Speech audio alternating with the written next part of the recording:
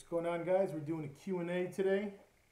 Let's give it about a minute, minute and a half to actually go ahead and get things started. Give people a chance to join in.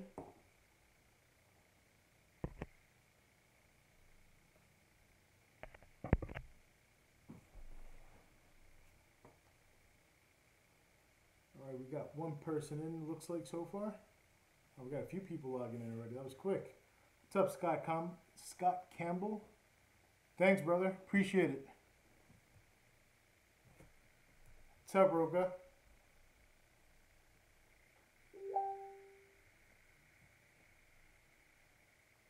Give it a few more minutes.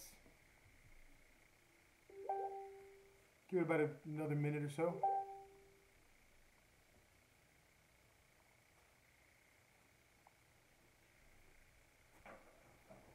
We got Hernan. What's up? It's today's topic. Today's topic is actually going to be, did you guys watch yesterday's video? I actually uploaded a video yesterday from the off-road trip. I finally went through all that footage. We're also going to be basically just doing a Q&A. I'm going to be doing this maybe once or twice a week with you guys. Get some water. You guys go ahead. Just welcome to ask anything you want in the chat. You know, I uploaded that video yesterday. I think the video was pretty cool, and a lot of people who actually saw the video commented. There was a lot of good comments on that video. But I think I made a mistake by uploading it on a Saturday. Typically, when you upload on a Saturday or Sunday, you don't get the same amount of views. I mean, I think the video has maybe a little over 1,000 views. It didn't even hit 2,000. So I'm kind of like tempted. I don't know if I should delete the video and re-upload it again tomorrow. I don't know what you guys think. Typically, if I upload, if you look at the video before that, which one was it? The 5 things I hate about my Jeep. That video has like 5, 6, 7,000 views at least. And the drone footage, I'm going to be honest, that drone footage on the off-road video is really what made that video. Alright, I'm just checking out the chat. Oh, here we go, here we go. Oh, you guys can't hear me okay? Ken just wrote that you guys can't hear me. How can you guys, how do I sound, guys? I'm actually pretty close to the phone. My transition, what's up, man? Do you guys hear me okay? How's the audio quality right now? All right, perfect. Thanks, Eric. All right, so the latest status is this. So the Hellcat Challenger that I have, somebody said it's a little low. The Hellcat Challenger that I ordered, it's been about 2 weeks already. I've been calling Dodge. It's in D status. They already assigned a VIN number. Just waiting for it to move out of that status. I'm actually waiting for tomorrow. First thing tomorrow morning, I'm going to give them a call to see if it's moved. Thanks for the compliment on the off-road video. I need to try and figure something out with the views though. I know there's so many people. I have like what, almost 14,000 subscribers, and only a little over 1,000 views on that video. Again, it's because I uploaded on the weekend. So I don't, like I said, I may delete that video and just re-upload it again tomorrow so that everybody could actually go ahead and see the video. Did you go through Mel again for your Challenger? Yes, I did. I actually went to Mel. Mel got promoted though. He's a sales manager, so he passed me off to one of his salespeople, but Mel was there. He's pretty much kind of handling the deal. Love your Jeep. Thanks, Jose. Ken, you're thinking about buying a Jeep? You said you just saw him? Where are you from, Ken?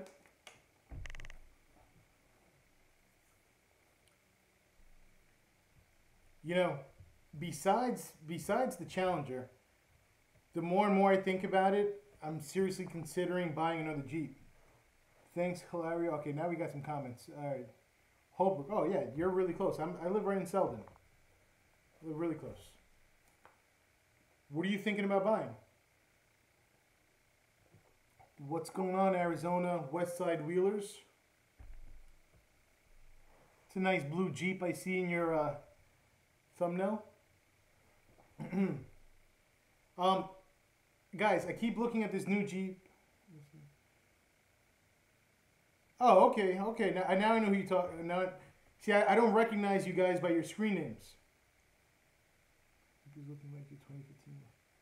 Awesome, Eric. I appreciate that, Hilario. I'm not sure if I'm pronouncing that correctly. Awesome. So, guys, the new Jeep, the JL Wrangler, the diesel. I really want a JL Wrangler with the diesel. I don't know. I'm in a tough spot because I just bought my Jeep and I love my Jeep. And I'm going to keep my Jeep, obviously. I'm just trying to figure out how the heck I'm going to go ahead and pull off buying another Jeep, because in my head, I think about it and it sounds completely crazy. The idea of owning, what, I'm going to have 2 Jeeps and a wide-body Hellcat Challenger. I don't know how the hell I'm even going to afford that, but I think for the channel, the JL, a diesel JL, and me building it slowly, it's not going to be built overnight like this Jeep was. Me building it slowly, every week, I think it may draw a lot of people, and if it does draw a lot of people, and it generates some income on the channel, then I'll be able to afford to build that Jeep, show you guys how I'm going to build it, figure out all the quirks, the problems, the best way to do it. And initially what I would probably do is that JL Wrangler, I would just use it as my daily driver. Don't forget to mention there was a stock Jeep at Roustrip if you post again. Yes, there was a, we actually had a stock Jeep the last time we went.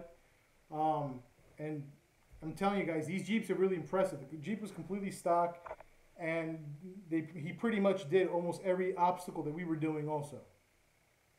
Although on the next trip that we do, which is going to be the last Saturday of this month, I'm really considering doing the green trails again, but I want to try out some of the blues. I want to try and do some of the blues. We did a couple of blues last time, but I'm really curious now. After seeing how my Jeep handled on the trails, I want to do the blues to see, just to see how it is. As long as I don't destroy the Jeep or anything like that, I'm definitely willing to give it a shot. What ended up happening the last time when we went off-road, we did so many green trails, it just started kind of like building so much confidence into the Jeep. And I was hitting so much trails, it just got to the point where by the time we were about to leave, I was just like, you know, I kept looking at these other obstacles. I'm like, yo, I want to go try that. I want to try that. So that's why next time I got to definitely do some more of those blues. Because I know these Jeeps can handle it.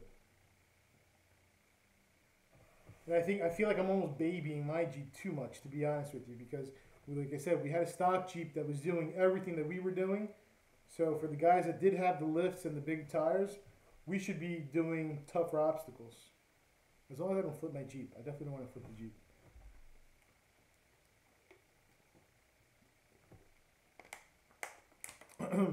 I had a video planned yesterday. Yesterday's video, that somebody canceled last minute, so that didn't work out. You have to do a Moab trip, get some mag armor, save your paint. I know, and I've actually looked. I want to go to Moab. I want to go to Colorado.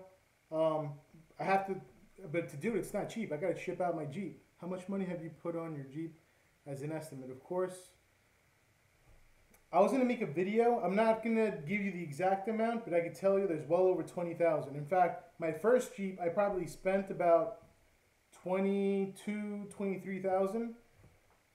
This Jeep, you guys know I did 37s. I got the Pro Rock in there. I got the aftermarket front drive shaft, rear drive shaft. I put a lot more money into this Jeep. But I will be making a video showing you guys how much I paid for this Jeep. I know you did 48 gears, but you never mentioned what brand. I chose, I believe, I would have to check, but I want to say, I think it was Nitro or something like that. I remember that with the gears, I wasn't able to buy the gears from the same person that I bought all my other stuff. I bought everything from Ruby Trucks. The local shop, if they were going to warranty my gears, they required me to use the gears that they were selling. It's worth it. Seemed very nice. Thank you, Hilario. Hey, what's going on? See, I really like these live streams because I feel like I'm just kind of hanging out with you guys. You guys can chat. You guys can ask questions. We're just kind of hanging out together. Got people. It's funny. We're chatting right now. While we're chatting, I see comments from like haters on other videos that they're popping up on my phone. We just went to 37s. Love it. I know. I absolutely love the 37s, and yes, it was looking. It's obviously a more like a. It's a more expensive setup, but me being me, I like to have a unique vehicle. And nowadays, I don't know if you guys really notice, a lot of people modify their Jeeps. You still have a lot of stock Jeeps out there, but a lot of these people who drive the stock Jeeps most of the time sometimes are people who don't even off-road and stuff like that. Then you got guys with Rubicons that are stock, they go off-roading.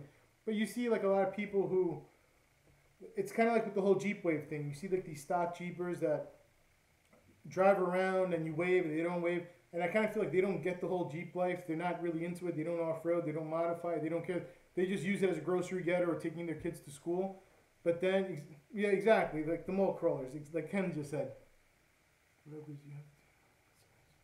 I missed your, so for the people who are posting chats, do you recommend Baja Lights over Rigid?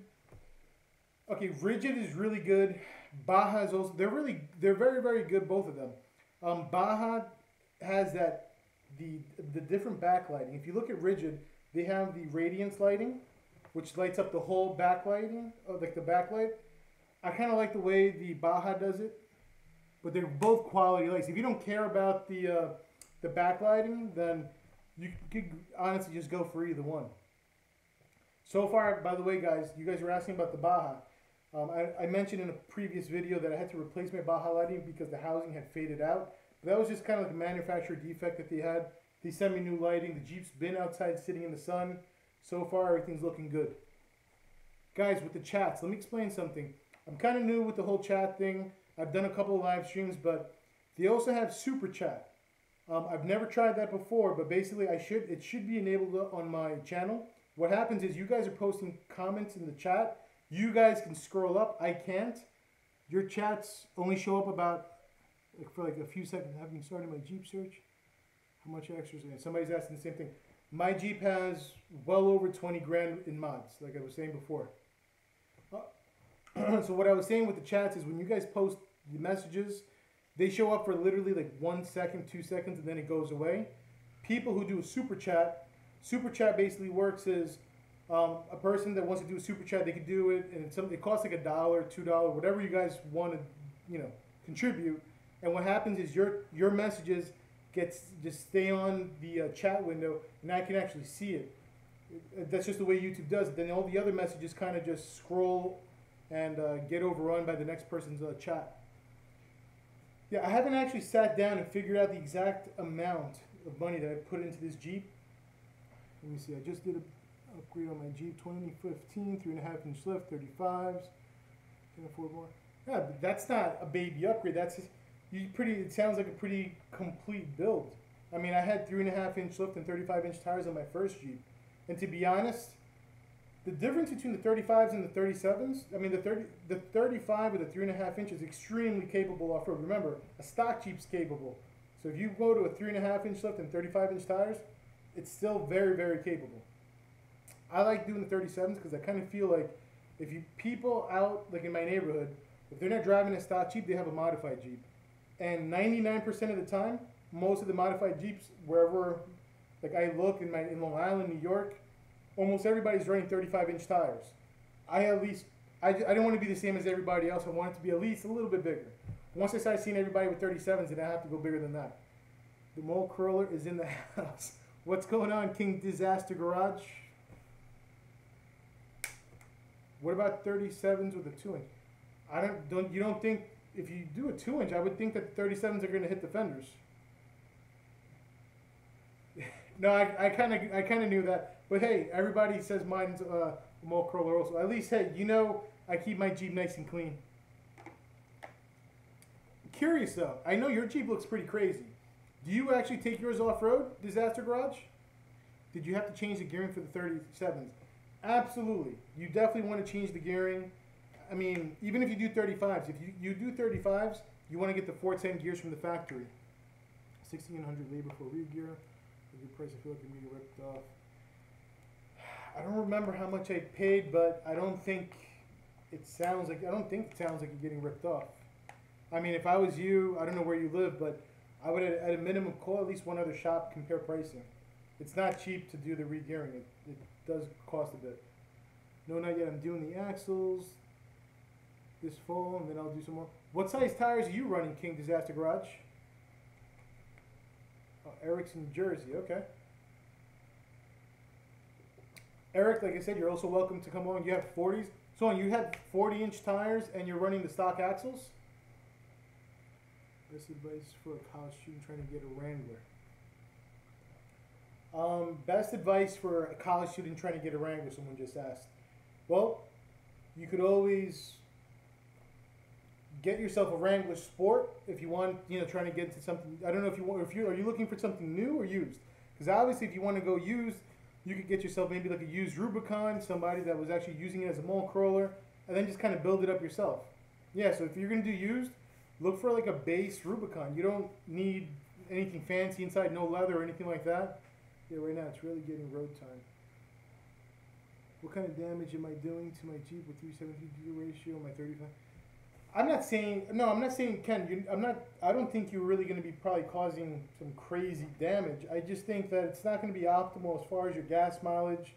Maybe your transmission's doing more work also, but it's not the end of the world. You could go ahead, just do your gear ratio whenever, you can get around to it.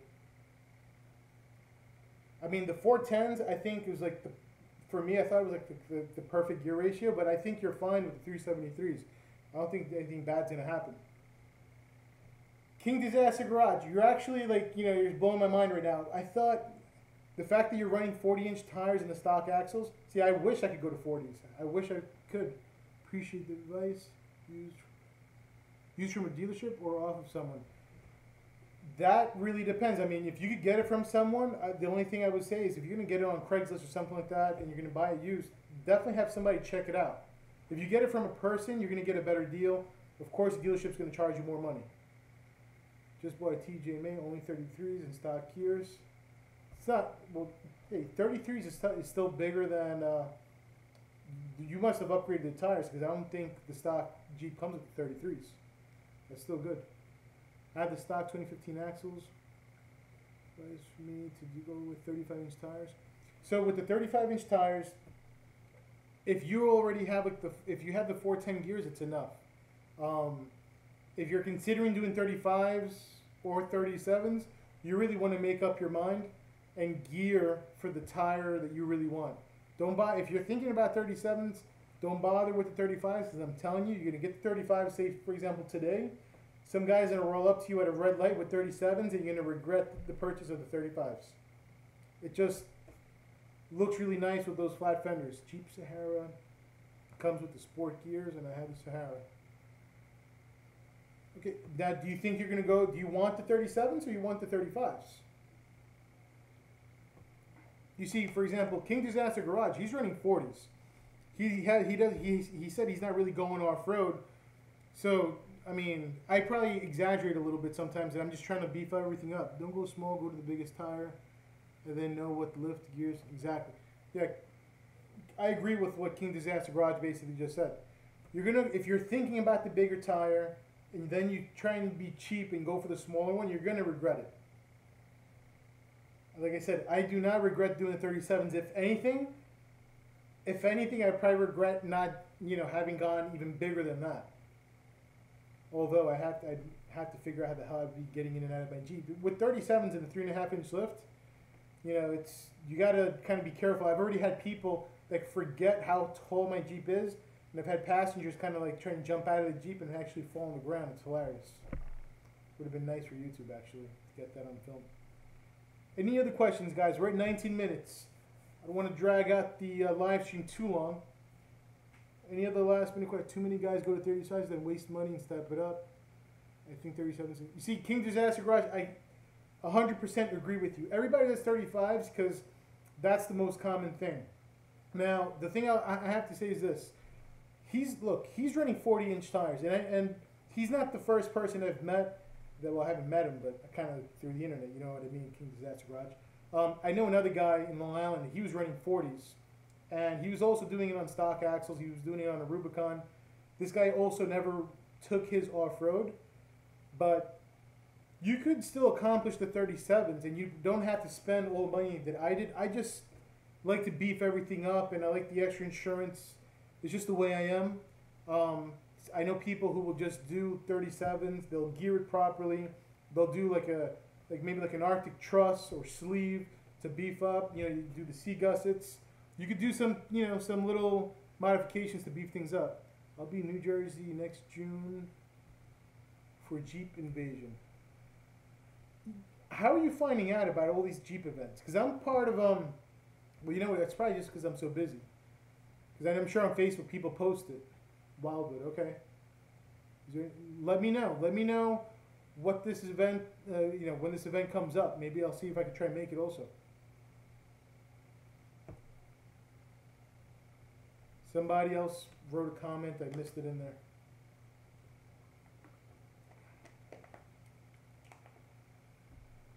Sponsorship, guys. Who are you being sponsored by the way?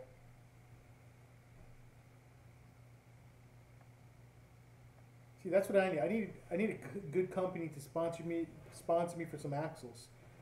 That's why I could do like 40, 42s. 410 good for 37s. 410 is not the perfect one for 37s, but you can get away with it probably for right now. DVA curve right now. Oh, very nice. Very nice. Yeah, so somebody was asking if 410 gearing is okay for 37s. Again, it's not the perfect one. Like I did the 488s because I was putting them in, but if I had 410s and you don't have the money right now to do it, you could easily do it. Because, look, remember that Jeep Wrangler dealership exposed video that I did? They installed 37s, and I think that that Jeep had 370 something gears. So trust me, your 410s is going to still be way better than that. Exactly. Okay. All right, guys. How often should I do a tire rotation? I do mine every 5,000 miles.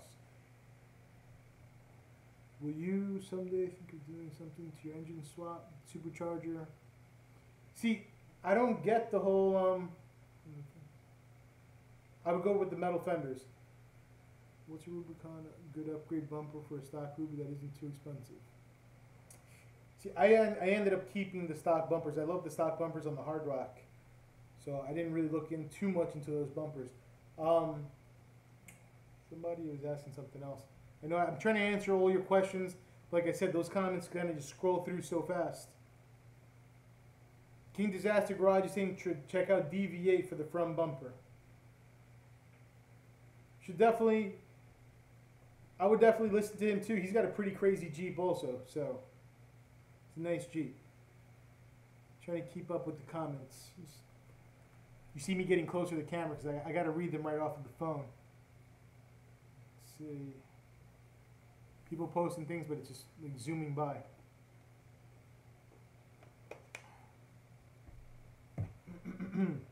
Okay. I'm not seeing any other comments. All right, guys, we're going to wrap it up. Like I said, these live streams, I'm going to keep trying to do these live streams at least once, twice a week. Thank you very much for watching. Today I was filming a video of somebody that lives local. I'm going to try and put that video together and upload it during the week. Oh, somebody was asking about the engine swap. Yes, I'll get to that before I end this. So the engine swap. I have no interest in doing an engine swap on my Jeep. I don't have the Jeep to try and go fast. And to be honest, this is what I think about. The next Roush Creek trip will be the last Saturday of this August. So engine swap. I'm trying to finish that topic. If I have a whole bunch of power, just think about it. If I had like a Hemi in my Jeep, and I have all this power, then I'm like hitting the gas and taking off fast and this and that. What do you think is going to happen to my transmission? You know, the gearing and all this stuff. Like I'm putting all this additional stress. The Jeep Wrangler is not really meant to be like a fast car. It's meant for going off-road, climbing over whatever the hell you want to climb over, but not going fast. I could definitely see me doing something about the engine or a supercharger if I was probably running maybe like 42s or 40s, something like that. With the bigger axles, you're going to have the extra weight. Then you're going to have maybe some skid plates. Then you could use the extra power. With the 37-inch tires and the right gearing, the Jeep feels great. Exactly. Now, one of the things that I'm really interested about, I love the foam cannon, yes. One of the things I'm really interested about is on the JL Wrangler, the diesel. I've never owned a diesel vehicle before, but I'm extremely interested in getting that. I don't know in what trim model of the GL Wrangler the diesel is going to be available in. I hope if they have like a diesel in the sport, like in the sport model, I'll probably do something like that. I don't think I'll probably get like the Rubicon on the JL. New or used Rubicon. See, you could get. Why not get like a new base Rubicon? You know, and in fact, I want to mention I saw someone's video on YouTube. I think they said that they were on the Wrangler forums, and there's like discount codes where with some dealerships where they were actually like selling Jeeps for like 5% below invoice. I do 80 with 40s on the highway with my Jeep. Okay. And how do you feel, King Disaster Garage? Do you feel your Jeep is underpowered? 3,000 to 4,000 more for the diesel. You see, yeah, he said the same thing. See, I've never driven a Jeep of 40, so I have no idea what it feels like. How's your brakes? Did you upgrade your brakes? Because my brakes are horrible with the 37s. I've had to stop short already a few times, and it's really scary. It just doesn't stop. You can stop like normal, but if someone cuts me off and I got to slam on the brakes, it's very scary. I got to upgrade my brakes. So I keep trying to keep this live stream short, but, you know, it's pretty cool. I like it. Not yet. I'll do it with the axle swap. Yeah, you probably must have. I'm gonna guess you probably have a hard time, like, you know, just slamming on the brakes and having to like stop. If somebody like stops, you know, right in front of you, especially with the 40s. I know it is scary. I'm telling you, like I had to stop, and then I felt like the ABS kick in. It just wouldn't stop. Give yourself room. I don't know what you mean. Oh, you mean give yourself room on the highway? Yes, yes, I got you. I got you. Yeah, I've had to adjust like my driving style because of that, and for that reason, I mean, granted, I never let people drive my vehicles. Like I don't let friends and family drive my vehicles. I don't trust people with my cars. But that's one thing. It's like a person who's not used to,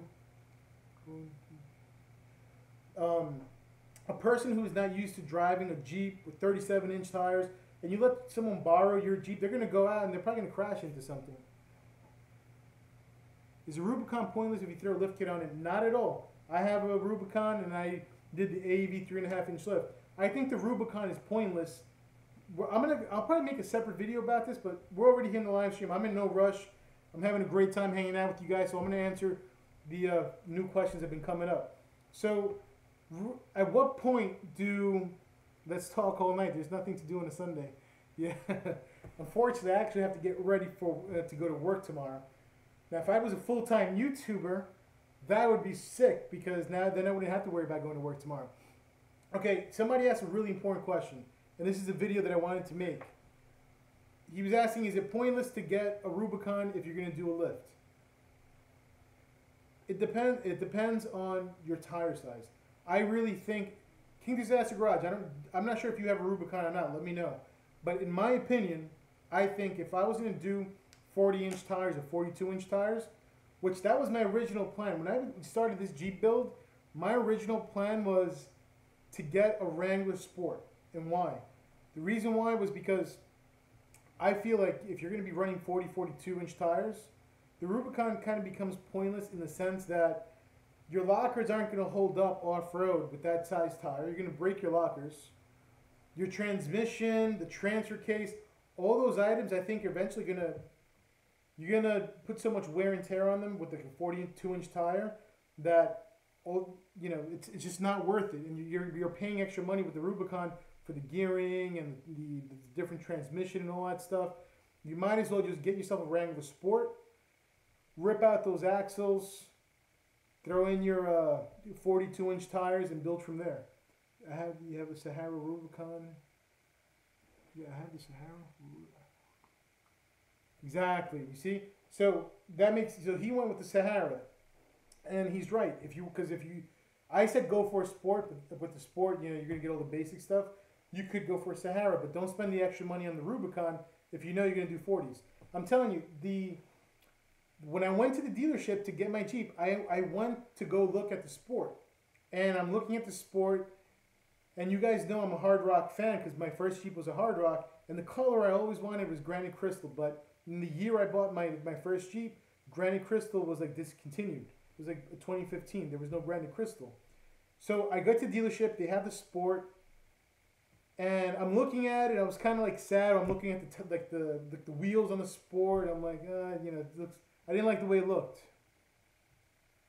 I didn't like the way that looked with on the Sport. And then I turn around, like right behind me, there was a granite crystal hard rock, and I just thought it looked so badass. And just like right there on the spot, I'm like so impulsive that I was like, you know what, forget it. I'm just gonna go ahead and get my hard rock granite crystal the way I always wanted it right from the beginning. Do you recommend OK four-wheel drive? That's a very sensitive topic. You do know that OK four-wheel drive was the shop that built my first Jeep, and my Jeep went up in flames, right? I have emails going back and forth with them, and it was actually very annoying, the whole thing. I did bring my Jeep to some other shop to modify the air intake, and they had discovered like the wire that's providing the power for the winch, the plastic cover that's on the plastic cover that's right on top of the engine, that engine cover was digging into that wire to the point where like all that plastic coating was completely peeled off and was just bare copper.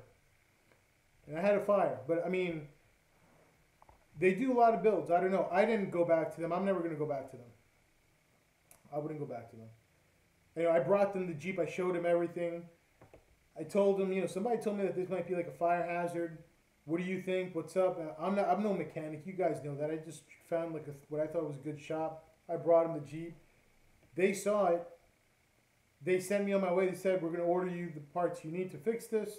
They sent me on my way. They didn't say anything about disconnecting the cables or anything like that. A few weeks later, poof, up in flames. I didn't finish reading that last comment in time.